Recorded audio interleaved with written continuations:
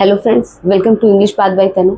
जैसा कि आप सब जानते हैं कि डायरेक्ट इनडायरेक्ट हम पढ़ रहे हैं और हमारी लास्ट क्लास जो थी वो डायरेक्ट इनडायरेक्ट स्पीच में इम्परेटिव सेंटेंस की थी, जिसमें हमने इम्परेटिव सेंटेंस के फंडामेंटल रूल्स जाने, जो 3 इमोशंस हमने जाने, ऑर्डर, रिक्वेस्ट, एडवाइस, कैसे उनकी चेंजिंग होगी रिपोर्टिंग वर्ब में, कैसे चेंजिंग हुई रिपोर्टेड स्पीच में, अगर डू नॉट से सेंटेंस स्टार्ट हो रहा है रिपोर्टेड स्पीच में तो हम क्या चेंजिंग करेंगे, कॉमा डबल इन्वर्टेड कॉमा हटाकर हम क्या लगाएंगे, ये सब कुछ हमने जाना।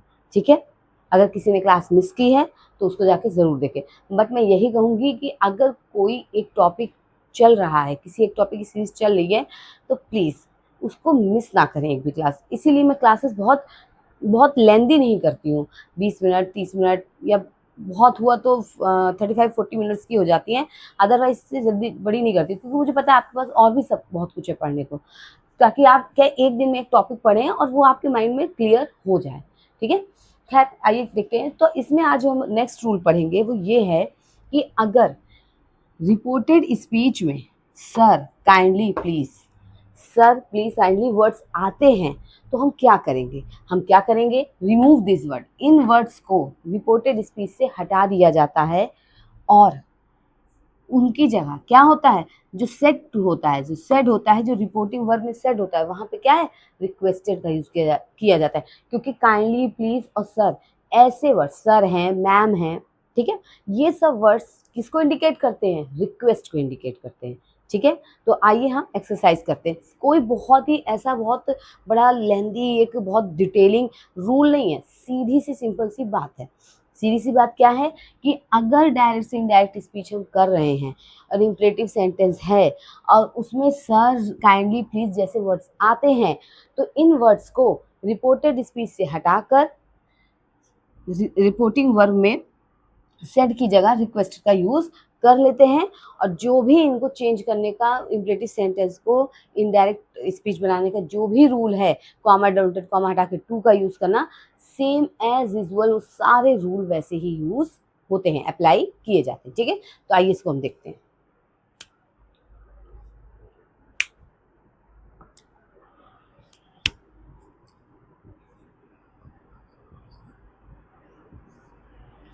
पहला सेंटेंस क्या है, the student said to the teacher sir mark me present. जाहिर सी बात है, टीचर से आप रिक्वेस्ट ही करेंगे और सर लगा है यानी रिक्वेस्ट की जा रही है।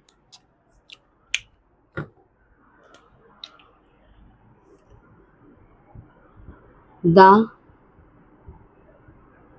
स्टूडेंट, वहां से रिक्वेस्टेड हो जाएगा, रिक्वेस्टेड द टीचर। अब यहाँ पे क्या है, हम सर हटा चुके हैं। ठीक है, सर को हटा दिया, हमने क्या किया है, रिक्वेस्ट के लिए जो वर्ड यूज हुआ है, ठीक है, रिक्वेस्ट के लिए जो वर्ड यूज हुआ है सर, उसको हमने रिमूव कर दिया, हटा दिया। जब उसको हटा दिया तो हमने यहाँ रिक्वेस्टेड यूज कर लिया, तो अब उनको उसकी जरूरत नहीं है। तो the student requested the teacher, और इम्परेटिव सेंटेंस में हम कॉमा डबल कॉमा लगा के टू लगाते हैं, किसके पहले, रिपोर्टेड स्पीच के वर्ब के पहले। ये वर्ब है, मार्क मी प्रेजेंट। ठीक है, टू मार्क। अब देखिए मी क्या है, मी जो है फर्स्ट पर्सन में आता है। फर्स्ट पर्सन किसके अकॉर्डिंग चेंज होता है, सब्जेक्ट। अब देखिए मी क्या है, आई, मतलब फर्स्ट पर्सन की ऑब्जेक्टिव फॉर्म है, और किसके अकॉर्डिंग ये चेंज हो रहा है, सब्जेक्ट। सब्जेक्ट क्या है, स्टूडेंट, और आपको पता है स्टूडेंट किसमें आएगा, थर्ड पर्सन। अब यहाँ जेंडर क्लियरेंस तो है नहीं, तो हम ही मानेंगे। तो जब यहाँ पे ऑब्जेक्टिव फॉर्म यूज है तो हम जिस थर्ड पर्सन के अकॉर्डिंग चेंज वो करेंगे उसकी ऑब्जेक्टिव फॉर्म यहाँ लिखी जाएगी। समझ में आएगी बात। तो यहाँ स्टूडेंट है, जेंडर क्लियरेंस है नहीं, तो हम ही लेंगे, और एक ही स्टूडेंट है। देखिए एक ही स्टूडेंट्स होता तो हम देख के ऑब्जेक्टिव फॉर्म लगाते, लेकिन क्योंकि सिर्फ स्टूडेंट है तो हम एक स्टूडेंट, तो यानी ही, एक इंसान की बात, ही की ऑब्जेक्टिव फॉर्म क्या होगी, हिम।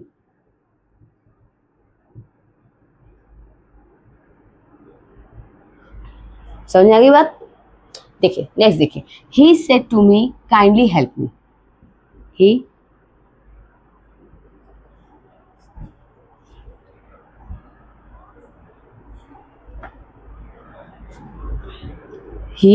काइंडली हटा क्या लिख देंगे, requested he requested me to help, बता ही चुकी हूँ, काइंडली हट जाएगा क्योंकि हमने उसकी जगह क्या लिख दिया, रिक्वेस्टेड यूज कर लिया, मतलब जो उसको प्रेजेंट कर रहा है। हेल्प मी है, मी कौन सा पर्सन है, फर्स्ट पर्सन, वही सेम चीज है, ऑब्जेक्टिव फॉर्म है, किसके अकॉर्डिंग चेंज होगी, सब्जेक्ट के अकॉर्डिंग। सब्जेक्ट क्या है, ही, और ही की ऑब्जेक्टिव फॉर्म क्या होगी, हिम। देखिए जब आप स्टार्टिंग से करते चलेंगे ना, अगर आप एक एक एक्सरसाइज, इवन मैं ये कह रही हूँ कि आप वीडियो देखिए, इसमें जितनी एक एक एक्सरसाइज करा रही हूँ इसको करिए, समझिए। अगर आप इतना कर लेंगे तो भी आपको बहुत अच्छा आ जाएगा, बहुत बढ़िया आ जाएगा। क्योंकि इसको करने के बाद मैं एक प्रैक्टिस सेशन ज़रूर करती हूँ। एसआईटी के बाद हमने एक प्रैक्टिस टाइम किया था, इंट्रोगेटिव के बाद नहीं किया है अभी, बट उसको भी हम लोग करेंगे। जब हम इंट्रोगेटिव और इम्परेटिव पढ़ लेंगे तो हम क्या करेंगे, एक प्रैक्टिस जो है, इम्परेटिव के बाद क्या है, इंट्रोगेटिव की क्लास ज़रूर करेंगे, ठीक है। एक प्रैक्टिस टाइम ज़रूर करेंगे ताकि क्या है आपको ये क्या हो जाए, समझ में आ जाए, ठीक है। He requested me to help him, हो गया। अब देखिए, he said to us please keep quiet, ही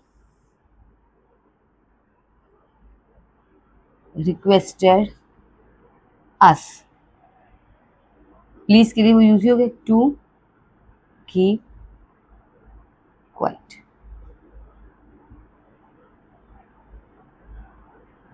समझ में आ गई बात, सिंपल है। हम कुछ और पर्सन यूज हुआ नहीं है तो हमें कोई करने की जरूरत नहीं है।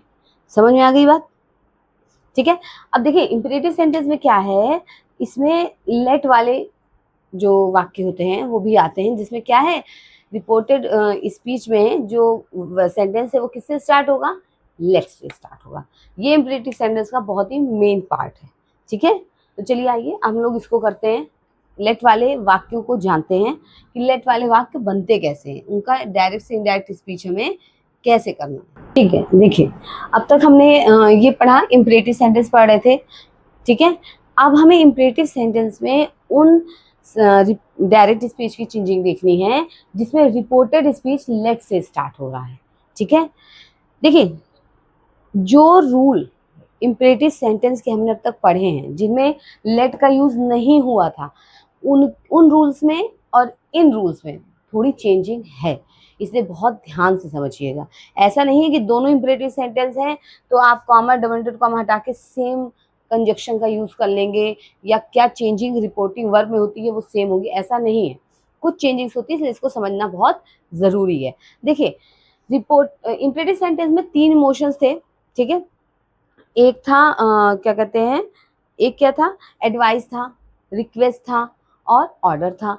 यहाँ भी यही है, यही है। लेकिन अब यहाँ क्या है ना, हम एक एक इमोशन को अलग अलग करके पढ़ते चलेंगे ताकि क्या है कि थोड़ा डिटेल में पढ़ेंगे तो ज़्यादा अच्छे से समझ में आएगा, ठीक है। तो देखिए जब कोई सेंटेंस, जब कोई डायरेक्ट स्पीच में क्या होगा, रिपोर्टेड स्पीच में आपको लगता है कि वहाँ किसी तरह का प्रस्ताव दिया गया है, किसी तरह का प्रपोजल है, तो वहाँ पे क्या करते हैं, रिपोर्टिंग वर्ब को, यानी किसको, रिपोर्टिंग वर्ब को में जो सेड है उसको किस में चेंज कर देते हैं, प्रपोज या सजेस्टेड में, ठीक है। एडवाइस का कॉन्सेप्ट यहाँ नहीं है, समझ में आ रही कि नहीं, एडवाइस का कॉन्सेप्ट यहाँ नहीं है।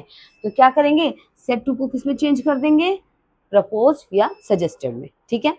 नेक्स्ट क्या, इसलिए मैंने रूल्स लिख भी दिए हैं, यहाँ रूल मैंने लिखे हैं क्योंकि मुझे पता है कि सिर्फ वोकल बताने पे काम नहीं चलेगा, लिखा रहेगा तो आपके लिए अपनी नोट्स में लिखना थोड़ा ज़्यादा इजी हो जाएगा। ओके, तो कंटिन्यू करते हैं। Remove double inverted comma and use that.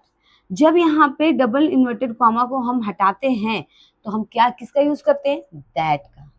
समझ रहे हैं, जब हम इंपेरेटिव सेंटेंस जब बिना लेट वाला पढ़ रहे थे तो वहाँ कॉमा डबल इन्वर्टेड कॉमा हटाकर हम टू लगाते थे, TO2 लगाते थे, और उसके बाद रिपोर्टेड स्पीच में जो वर्ब है उसको लिखते थे। लेकिन यहाँ ऐसा नहीं है, लेट वाले में, लेट वाले में क्या कंजक्शन यूज होगा, दैट। समझ में आ गई, दैट कंजक्शन का यूज होगा। ओके, नेक्स्ट क्या है, चेंज ऑब्जेक्टिव केस अस। अब यहाँ क्या है, आप देखेंगे जब लेट वाला सेंटेंस बनता है ना तो उसमें ऑब्जेक्टिव केस लगाया जाता है। उसमें क्या लगाया जाता है, ऑब्जेक्टिव केस लगाया जाता है, और उस ऑब्जेक्टिव केस को हम किस में चेंज करेंगे, नॉमिनेटिव केस। अब अस है, फर्स्ट पर्सन है, किसके अकॉर्डिंग चेंज होगा, सब्जेक्ट, यानी इसके अकॉर्डिंग, और इसके अकॉर्डिंग हम यहाँ पर वी या दे इन दोनों में से किसी का ही यूज करेंगे, ठीक है। इसका ही यूज होगा, ऐसा हो ही नहीं सकता किसी और चीज का यूज हो। अस क्या है, ज्यादा लोगों को दिखा रहा है ना, लेट अस, तो यहाँ पे क्या है, वी और दे का यूज होगा, लेकिन रिपोर्टिंग वर्ब के सब्जेक्ट के अकॉर्डिंग यूज होगा। वहां क्या सब्जेक्ट है उसके अकॉर्डिंग हम वहां लगाएंगे, कौन सा पर्सन है उसके अकॉर्डिंग, ठीक है। अभी हम प्रैक्टिस करेंगे तो समझ में आएगा। नेक्स्ट क्या है, change let into should and write it after we and they. Let को किस में बदल देंगे, शुड में बदल देंगे। लेट को किस में बदल देंगे, शुड में बदल देंगे। लेट हट जाएगा और वहां क्या होगा, वी और दे के बाद हम शुड का यूज कर लेंगे, ठीक है। लेट को एक तरह से समझिए हमने शुड में बदल दिया है, और लेट को शुड में बदल दिया है। और जब यहाँ पे हम क्या करेंगे, सब्जेक्ट लिखेंगे, यानी वी और दे में से कुछ लिखेंगे, तो उसके बाद हम क्या करेंगे, शुड लिख देंगे, ठीक है। और जो भी चेंजेस डायरेक्ट डायरेक्ट की आपने पढ़ी है अब तक, वो सब वैसे ही होंगे। चलिए आइए करते हैं, ठीक है। जब हम प्रैक्टिस करेंगे तो ये ज्यादा बेस्ट होगा। देखिए सेंटेंस क्या है, Ram said to me, comma double dot comma, let us sing together, ठीक है। यहाँ पे आप लेट अस सिंग टुगेदर, आओ साथ में गाना गाते हैं, ये क्या है, आप एक तरह का प्रस्ताव रख रहे हैं, ठीक है, प्रपोजल। क्या होगा, राम, प्रपोज सजेस्टेड में कुछ भी यूज कर लीजिए, proposed me, comma double inverted comma हटा क्या लगेगा, दैट बता चुकी हूँ। लेट अस, अब अस क्या है, फर्स्ट पर्सन में आता है, ऑब्जेक्टिव केस रहता है, तो किसके अकॉर्डिंग चेंज होगा फर्स्ट पर्सन, सब्जेक्ट के अकॉर्डिंग। सब्जेक्ट क्या है, राम। अब राम में, राम क्या है, थर्ड पर्सन, तो यानी हमें थर्ड पर्सन का क्या लगाना पड़ेगा, सब्जेक्टिव केस लगाना पड़ेगा, तो यानी नॉमिनेटिव केस, दोनों एक ही चीज है, ठीक है, लगाना पड़ेगा। तो वी और दे में से थर्ड पर्सन का कौन है, दे ही तो है, दे है, तो हम यहाँ दे लगा देंगे, दे। अब क्या हो जाएगा, शुड हो जाएगा, बता ही चुकी हूं मैं, दे शुड सिंग टुगेदर। समझ में आ गई बात, कॉन्सेप्ट क्लियर हुआ। हाँ, यहाँ पे क्या होगा, Ram propose me that they should Singh together. समझ में आ गई बात। अब देखिए इसको ना बहुत अच्छे से समझिएगा, इसको ना बहुत अच्छे से समझिएगा। अगर ये कॉन्सेप्ट क्लियर होगा तो it will be best for you, okay. तो चलिए देखते हैं, हम आगे एक नेक्स्ट एग्जांपल और करते हैं, ठीक है। हाँ, अब देखिए नेक्स्ट, देखिए अब एक नेक्स्ट एग्जांपल हम करते हैं। He said to us, comma double inverted comma, let us wait for our friend, ठीक है। अब कैसे चेंज होगा, ही प्रपोज कर दीजिए, सजेस्टेड कर दीजिए, कुछ भी लिख दीजिए, he suggested us that, us पता ही है ऑब्जेक्टिव केस है, किसके अकॉर्डिंग चेंज हो रहा है, जाहिर सी बात है फर्स्ट पर्सन, मतलब सॉरी फर्स्ट पर्सन है, किसके अकॉर्डिंग चेंज हो रहा है, सब्जेक्ट। सब्जेक्ट क्या है, ही क्या है, थर्ड पर्सन। थर्ड पर्सन के लिए क्या यूज होगा, वी दे में से दे आता है थर्ड पर्सन, तो दे लगाएंगे, दे शुड लग जाएगा। हवा की तरह पेन चलता है कभी कभी।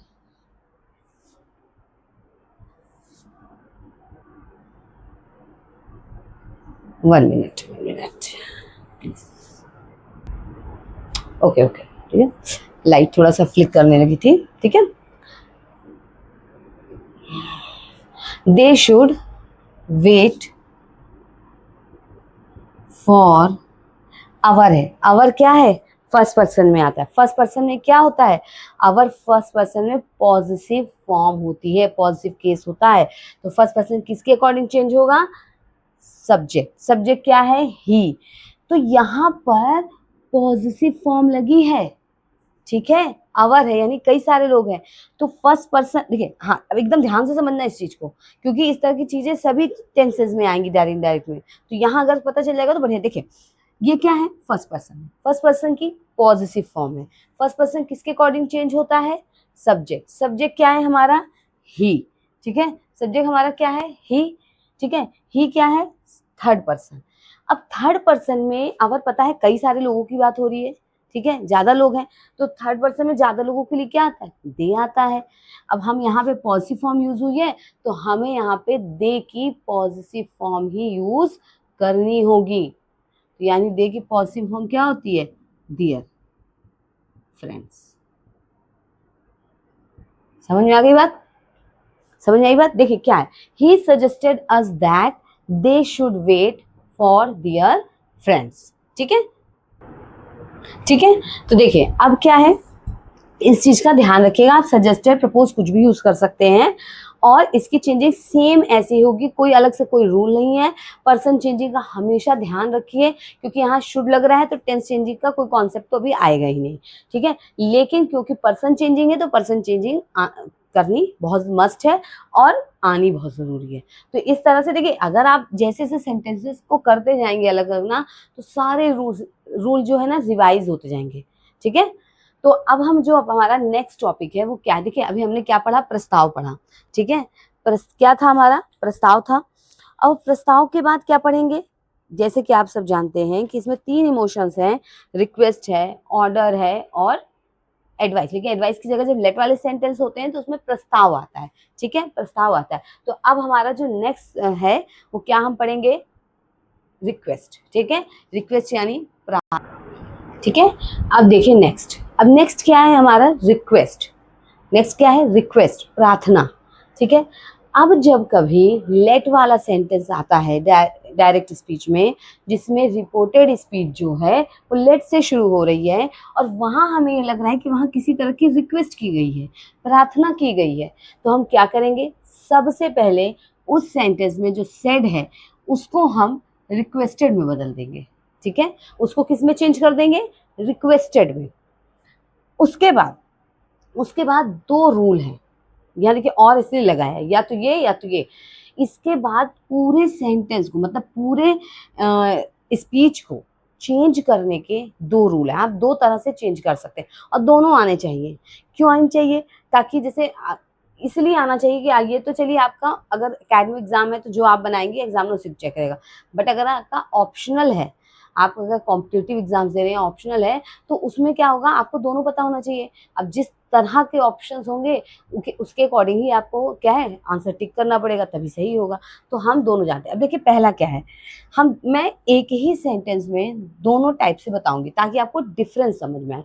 अगर मैं अलग अलग एग्जाम्पल ले लूंगी तो वो इतना अच्छा इफेक्ट नहीं डालता। जब एक ही सेंटेंस को हम दोनों तरह से बनाएंगे तो it will be effective. Okay, चलिए देखिए, सबसे पहला क्या मैंने बताया कि अगर लेट से वाक्य शुरू है और आपको लग रहा है कि यहाँ किसी तरह की रिक्वेस्ट की गई है, प्रार्थना की गई है, तो हम सेड को किस में चेंज कर देते हैं, रिक्वेस्टेड में चेंज कर देते हैं। किस में चेंज कर देते हैं, रिक्वेस्टेड में। दूसरी चीज, रिमूव डबल इन्वर्टेड कॉमा हटाकर उसमें क्या कहेंगे, करेंगे, लेट को टू लेट में बदल देंगे, ठीक है। डबल इन्वर्टेड कॉमा हटाकर लेट को किस में बदल देंगे, टू लेट में बदल देंगे, ठीक है। लेट को किसमें बदल देंगे, टू लेट में बदल देंगे और जो चेंजिंग्स होंगी वो वैसे ही कर देंगे। आइए देखते हैं, करते हैं। He requested his officer to let me है फर्स्ट पर्सन, किसके अकॉर्डिंग चेंज होगा, सब्जेक्ट। सब्जेक्ट क्या है, ही। तो यहाँ मी क्या है, यहाँ मी जो है वो ऑब्जेक्टिव केस है, ठीक है। मी क्या है, ऑब्जेक्टिव केस है, इसलिए हमें ही यानी थर्ड पर्सन यानी ही का ऑब्जेक्टिव केस ही लगाना पड़ेगा। तो ऑब्जेक्टिव केस ही का क्या होता है, हिम होता है। लेट हिम गो होम, ठीक है। समझ में आ गई इतनी बात। क्या होगा, he said to his officer to let him go home, ये एक तरीका हो गया। लेकिन अब जो हमारा दूसरा तरीका है, मतलब एक दूसरी चेंजिंग जो है वो क्या होगी। अब दूसरी चेंजिंग में क्या करना है, कोई ऐसी चीज नहीं है, रिक्वेस्टेड का रिक्वेस्टेड रहेगा ही। बस क्या होगा, जहां हम टू लेट वहां पे क्या करेंगे, कॉमा डबल इन्वर्टेड कॉमा हटाकर हम दैट का प्रयोग कर देंगे, ठीक है। कॉमा डबल इन्वर्टेड कॉमा हटा के दैट का यूज कर देंगे, कहाँ पे, लेट की जगह। और उसके बाद क्या करेंगे, जो भी हमारा सब्जेक्ट बनेगा वो सब्जेक्ट लिखकर हम माइट बी अलाउड टू का यूज करेंगे और वर्ब की फर्स्ट फॉर्म लगा देंगे। ठीक है, देखिए कैसे होगा। जैसे ही रिक्वेस्टेड हिज ऑफिसर दैट। ठीक है, अब यहाँ क्या है, मी है। मी कौन सा पर्सन है, मी कौन सा पर्सन है, फर्स्ट पर्सन किसके अकॉर्डिंग चेंज होगा, सब्जेक्ट। सब्जेक्ट क्या है, ही, तो इसके अकॉर्डिंग यहाँ कौन सा सब्जेक्ट यूज करेंगे हम, अब हमें क्या सब्जेक्टिव फॉर्म ही तो लगानी है, तो मी की जगह हम क्या लगाएंगे, ही के अकॉर्डिंग चेंज होगा, यानी थर्ड पर्सन के, तो हम सब्जेक्टिव फॉर्म लगाएंगे, तो क्या होगा, ही हो जाएगा। माइट बी अलाउड टू,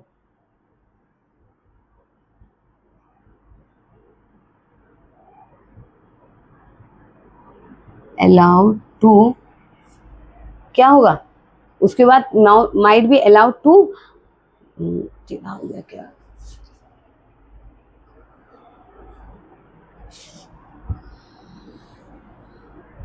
तो सीधा लिख दो, टेढ़ा सा लग रहा है।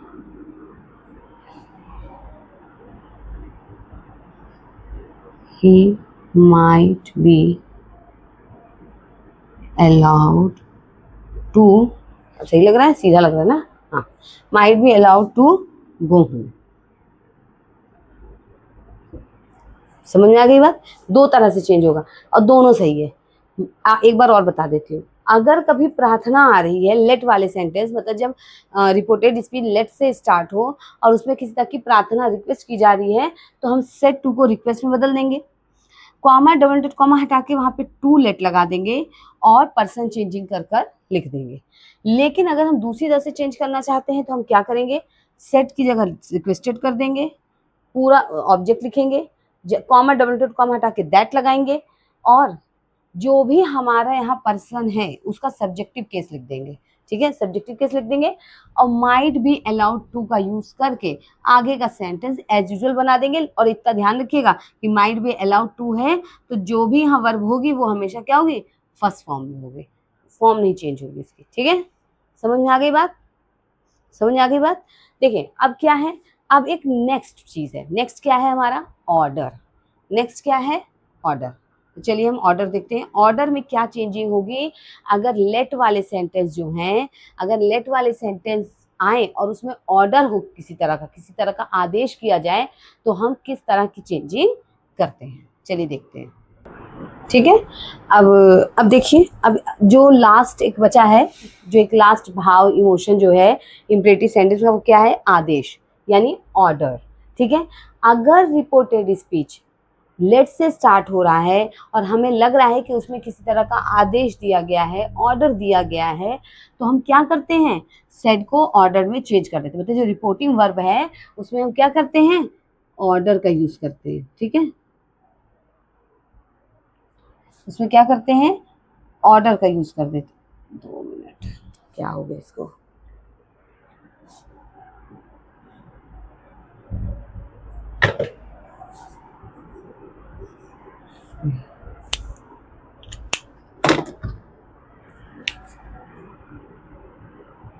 ठीक है, तो उसमें हम किसका यूज कर देते हैं, रिपोर्टिंग वर्ब में ऑर्डर लिख देते हैं। उसके बाद कॉमा डबल इंटेड कॉमा हटाकर हम किसका यूज करते हैं, दैट का यूज करते हैं।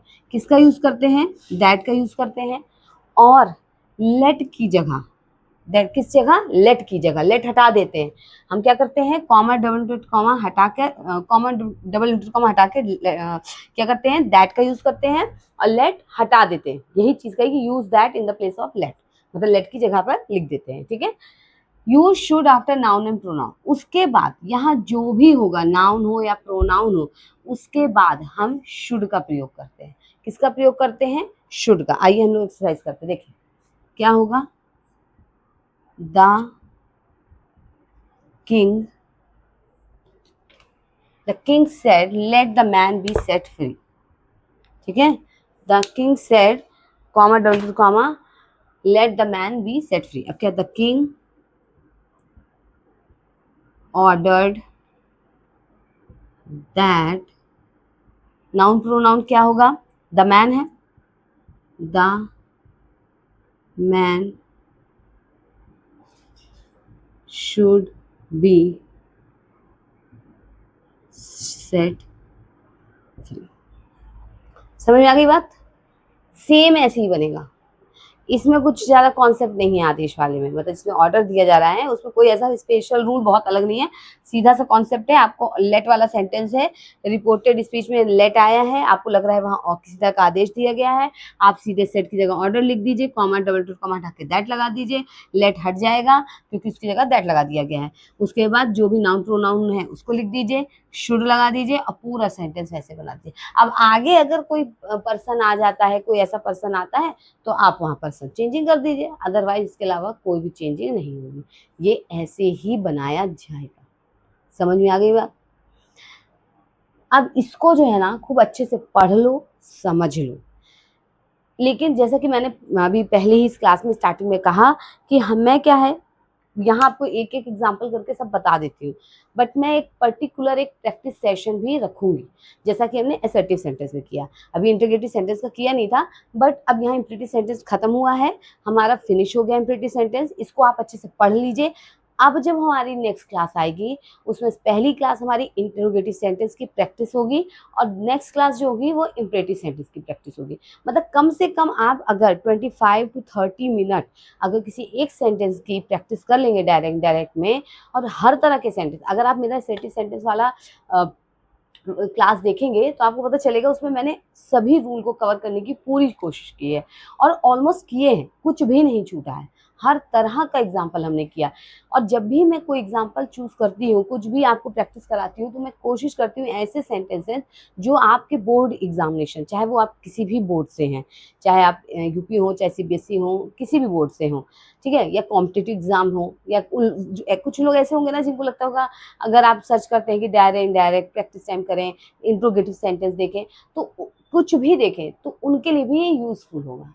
ठीक है, तो अब आप इसको अच्छे से पढ़ लीजिए। अब तक का अगर आपका कुछ भी छूटा हो तो उसको रिवाइज कर लीजिए, खूब अच्छे से एक एक चीज़ को रिवाइज कीजिए, हर तरह का एग्जाम्पल करा है उसको समझिए। ठीक है, तो अब हमारी नेक्स्ट क्लास प्रैक्टिस टाइम होगी किसकी, इंट्रोगेटिव सेंटेंस की। तो आप तैयार रहिएगा। मैं ये चाहती हूँ कि जब वो क्लास अपलोड हो, जब वो क्लास आए, स्टार्ट हो, तो आपके दिमाग में इंट्रोगेटिव सेंटेंस हो, जिससे आप मेरे साथ साथ चेंज करते चलिए। ऐसा मत करिएगा कि आप पहले देखिए, अगर आप एकदम प्रिपेयर हैं, पढ़ लिया है आपने और पढ़ना चाहिए भी, तो आप उसमें क्या करिए मेरे साथ साथ, क्योंकि मैं तो समझाती हुई चलूँगी, लेकिन आपको क्या है, आपने सेंटेंस देख लिया कि हाँ मैम ने ये सेंटेंस लिखा है, आप चेंज करना स्टार्ट कर दीजिए और जब मैं चेंज करूँ तो आप इससे मैच कर लीजिए। इससे आपका भी इवोल्यूशन हो जाएगा। ठीक है, आप अपने आप को भी क्या कहते हैं एक तरह से इवेल्युएट कर लेंगे कि आप कहाँ पे हैं। ठीक है, तो अगर वीडियो अच्छी लगी हो, ये क्लास अच्छी लगी हो, तो इसे लाइक कर दें, चैनल को सब्सक्राइब कर दें, बेल आइकन ज़रूर प्रेस करें, क्योंकि अभी बहुत कुछ है इंग्लिश पाथ बाय तनु के इस चैनल पे। इंग्लिश ग्रामर से रिलेटेड बहुत कुछ है आपके लिए, जो धीरे धीरे क्या है मैं जैसे जैसे टाइम होगा स्टार्ट करूँगी। ठीक है, तो ताकि जब भी कोई नई चीज़ आए या डेली डोज जो हम हैं वो स्टार्ट हो, तो आपको वो चीज़ मिल जाए। ठीक है, so thank you so much हमारे साथ बने रहने के लिए, ऐसे ही हमारे साथ जुड़े रहें। Thank you so much.